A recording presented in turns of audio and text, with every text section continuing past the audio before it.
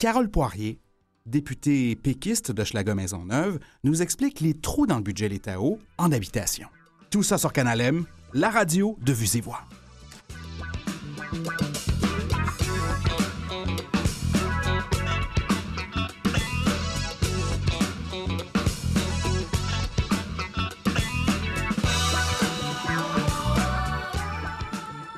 Le nouveau budget 2017-2018 alloue une enveloppe désignée de 28 millions pour le programme d'adaptation de domicile.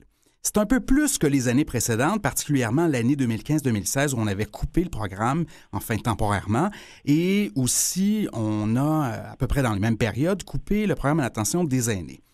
Avec nous, celle qui était porte-parole de l'opposition officielle pour cette question essentielle pour bien du monde, c'est-à-dire le logement, Mme Carole Poirier, députée d'Hochelaga-Maisonneuve. Bonjour, Mme Poirier.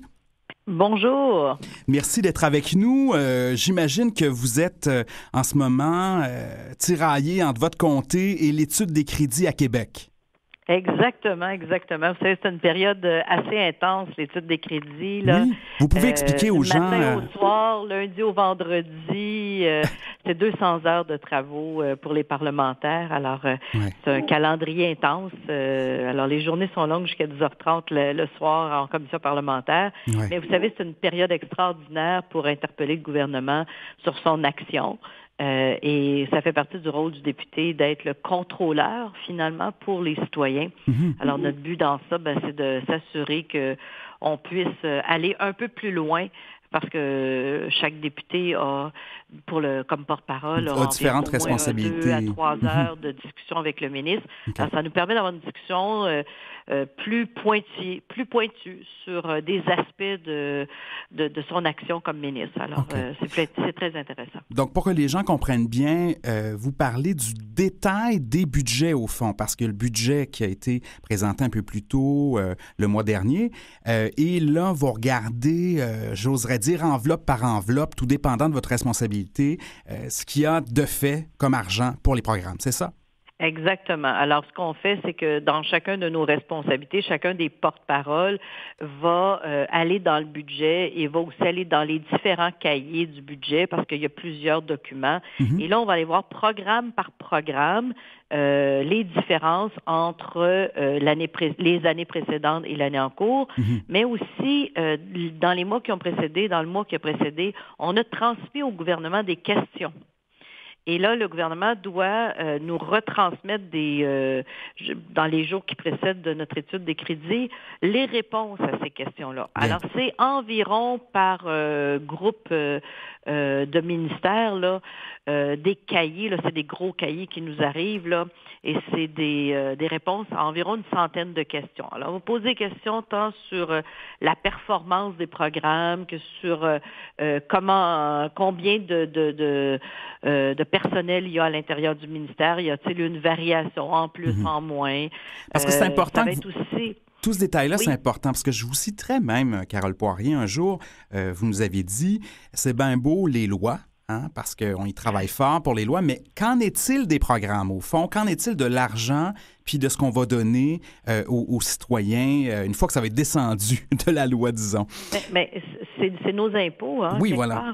On travaille toute l'année, chaque citoyen, pour contribuer à nos familles, etc. Mais il y a une partie de notre salaire. On a plus de 50 % de notre salaire qui paie des impôts.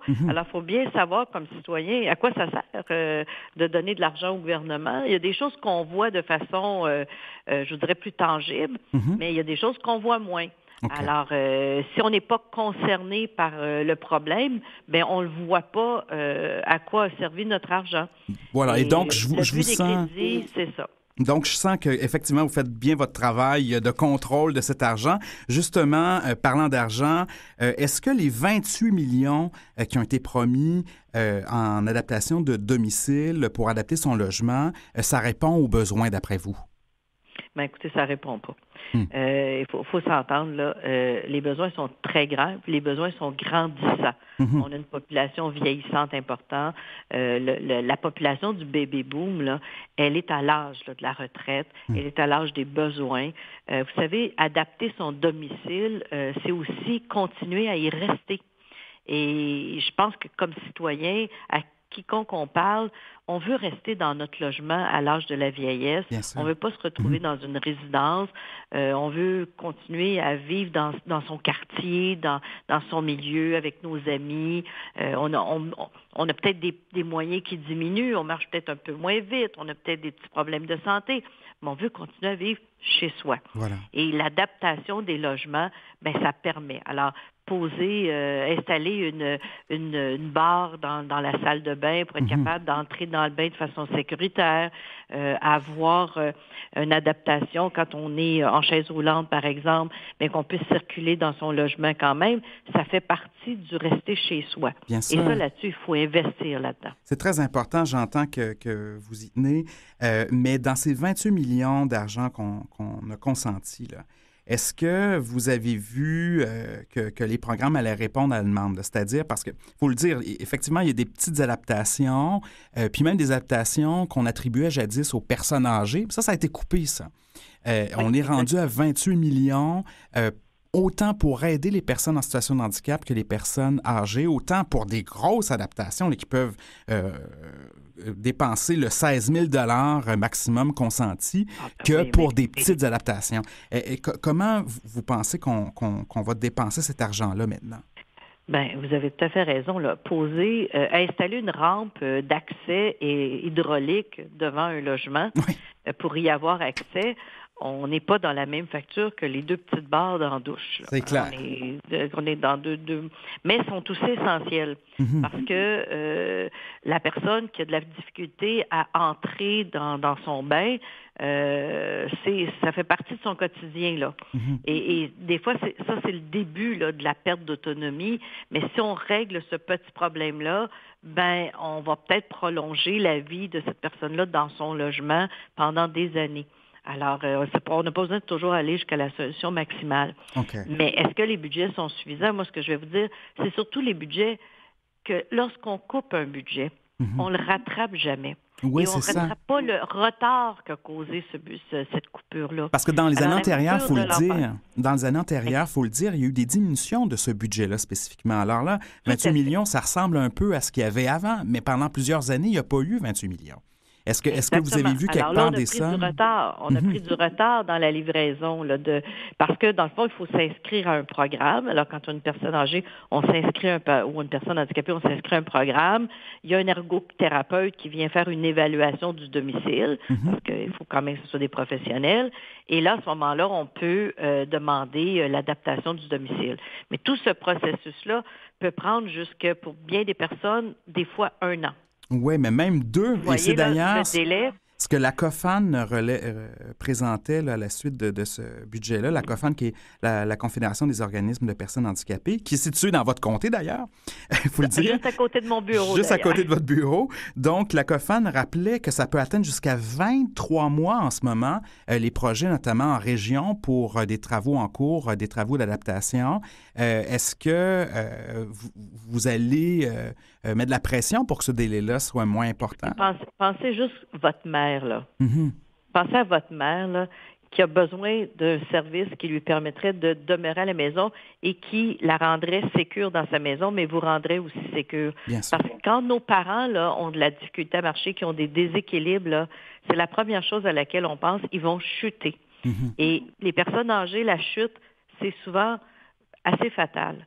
Alors, est-ce qu'on a le goût comme société de penser qu'on rend nos parents vulnérables? Non.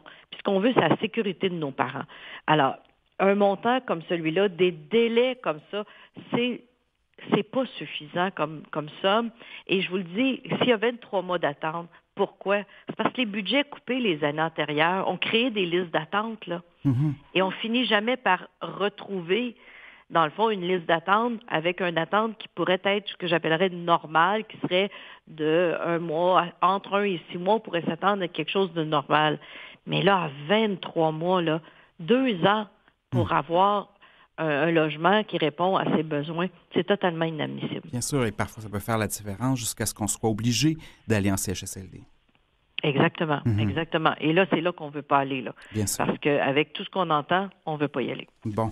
Écoutez, Madame la députée d'Hochelaga-Maisonneuve, Carole Poirier, avant de vous quitter, je veux juste dire aux gens qui peuvent s'informer auprès de votre bureau là, s'ils veulent accéder à l'adaptation, mais sachez que peu importe où vous vous trouvez au Québec, vous devez vous adresser en premier lieu au CLSC et si vous êtes à Montréal, vous pouvez rejoindre la municipalité pour avoir plus d'informations sur l'adaptation de domicile au 514-872-4630. Donc, Madame Carole Poirier, vous êtes aussi whip en chef, porte-parole de la métropole pour l'opposition. Merci d'avoir été avec nous.